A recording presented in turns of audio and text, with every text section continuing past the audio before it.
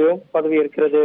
இதற்கான விழா என்பது நேரு உள்விளையாட்டு அரங்கில் பிரம்மாண்டமாக நடைபெற உள்ளது. காலை 10 மணிக்கு பொதுமக்கள் இந்த பதவியேற்பு நிகழ்ச்சியை நேரலையில பார்ப்பதற்குண்டான நடவடிக்கையாக 20 இடங்களில் LED திரைகள் வைக்கப்பட்டு இருக்கிறது.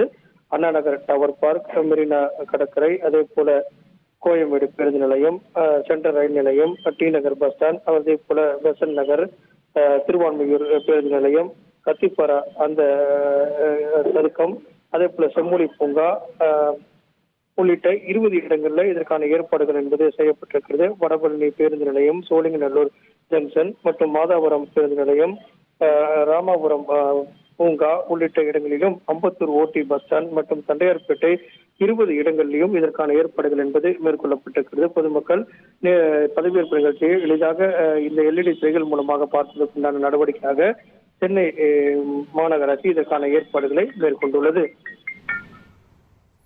நன்றி பாஸ்கர், உங்களுடைய விரிவான தகவல்களுக்கு.